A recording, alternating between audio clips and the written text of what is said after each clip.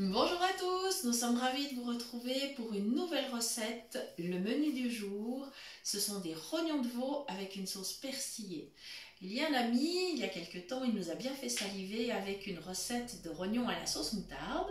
Et il va se reconnaître d'ailleurs, en regardant la vidéo certainement.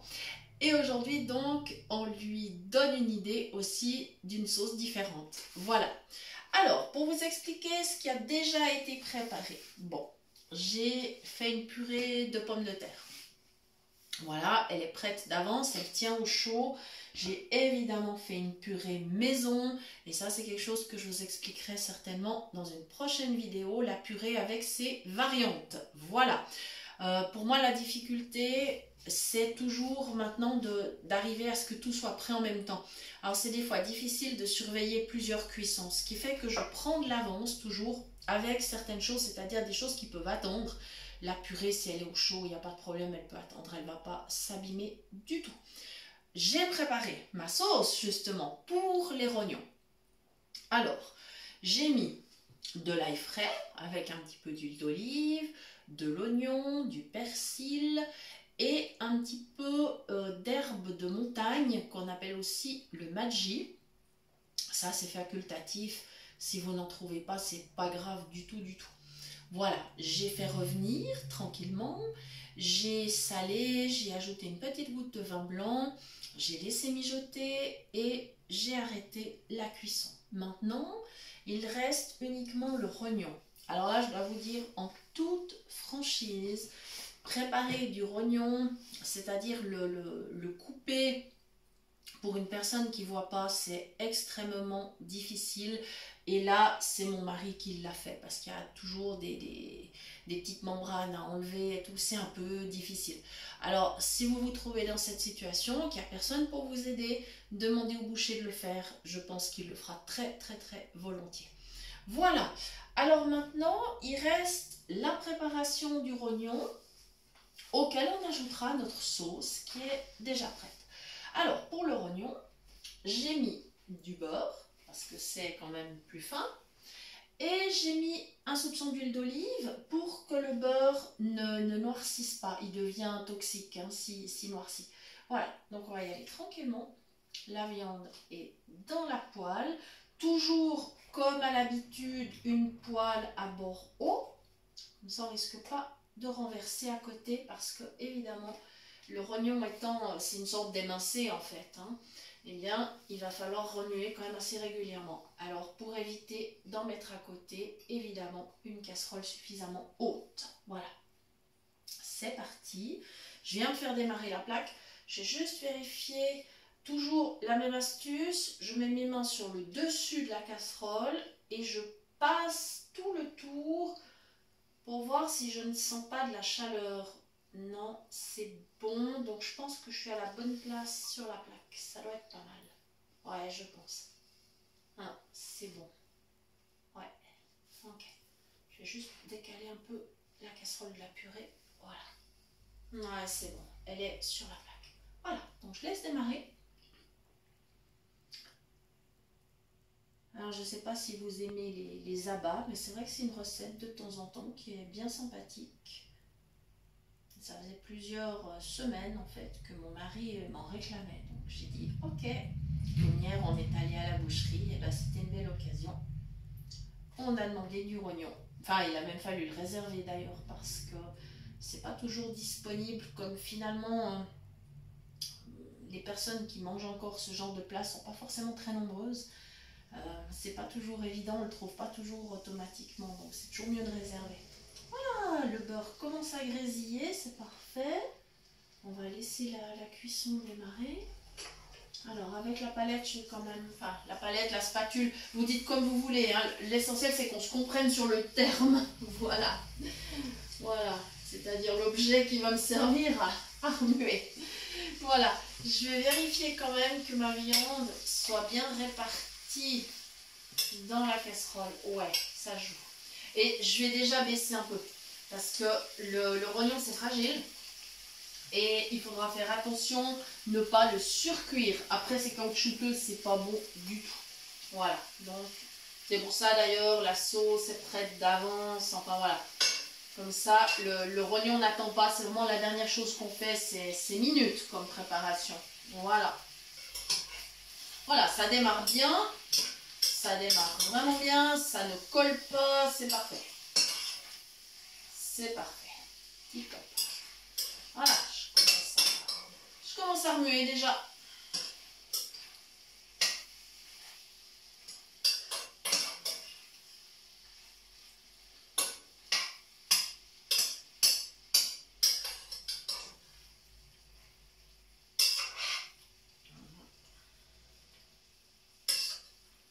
Voilà, on laisse revenir tranquillement. Si possible, si on arrive un petit peu à dorer les morceaux sur tous les côtés. Bon, je vous dirais que pour moi, c'est impossible à vérifier. Mais du coup, je tourne régulièrement, puis en espérant que je n'ai pas oublié des morceaux. Voilà.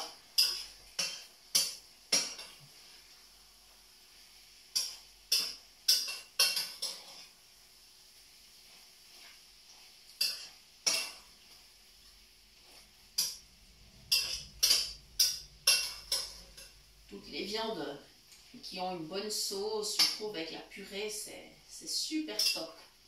Mais si jamais il y a d'autres alternatives, hein, vous pouvez tout à fait servir ce plat avec des pâtes, avec du riz, de la polenta, même pourquoi pas du couscous pour ceux qui aiment. Je veux dire, enfin, moi j'adore le couscous, c'est pas le problème. C'est juste que la semoule, j'ai plus le droit. C'est-à-dire qu'elle contient du gluten, donc je suis obligée de trouver des alternatives. Ils font maintenant des semoules justement avec du maïs, tout ça. Mais c'est vrai qu'autrement, le goût, j'aime énormément. Donc ça irait très très bien avec la recette, hein, y a pas de souci.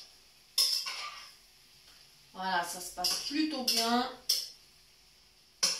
Vous entendez, au niveau de la cuisson, ça ne cuit pas trop fort. Parce que vraiment, le but, c'est d'éviter que ça devienne du caoutchouc.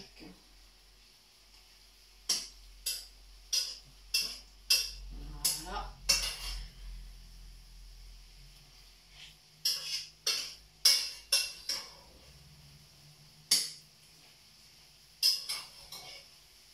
Voilà, c'est pas mal, c'est pas mal. Et je suis vraiment épatée parce que bien que j'ai eu une poêle en fer, en fait, enfin, c'est un alliage hein, du 1810, mais c'est quand même du fer, eh bien, ma viande ne colle pas du tout.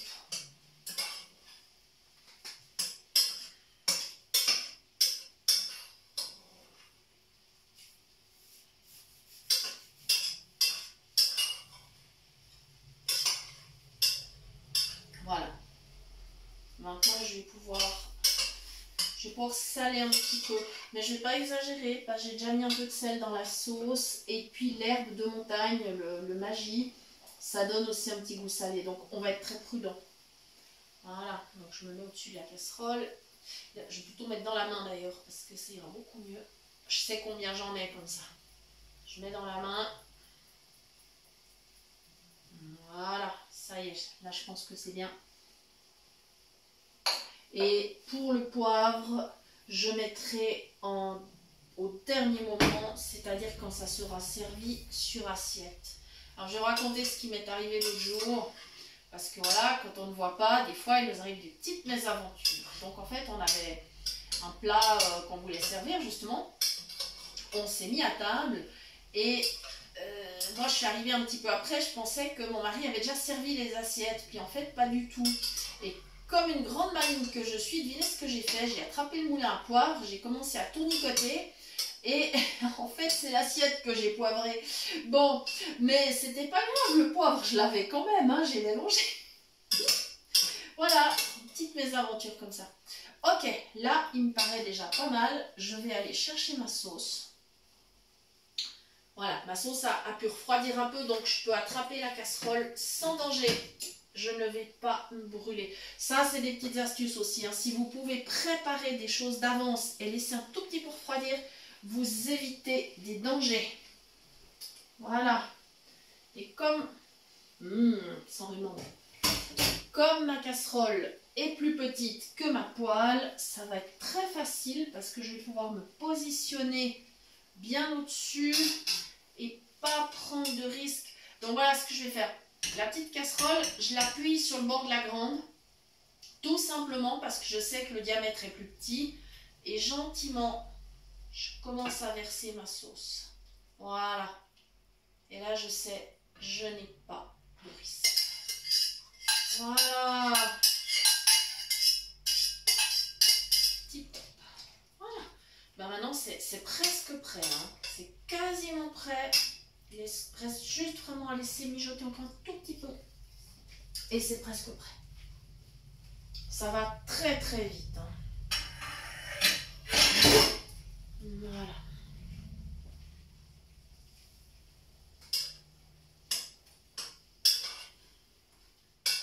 Voilà. Et ça sent très très bon. Voilà. C'est presque prêt. J'arrête la plaque sous la purée. Voilà. Et je laisse juste encore une petite minute. Mais là, on est ok, c'est prêt. Voilà. Et donc, je vais vous souhaiter un bon appétit si vous réalisez cette recette. Et surtout parce qu'il est bientôt l'heure là de passer à table. Voilà. Je vous rappelle que si vous souhaitez nous contacter pour nous demander de recevoir les liens des nouvelles recettes, vous pouvez nous écrire à cuisine pratique en un seul mot et en minuscule @mail.ch cuisinepratique@mail.ch ou si vous souhaitez que nous préparions des recettes de votre choix. Voilà, c'est avec grand plaisir qu'on a partagé ce petit moment avec vous. On vous souhaite une excellente journée. On vous remercie de nous avoir suivis. Et puis surtout, on vous dit à très très bientôt. Merci!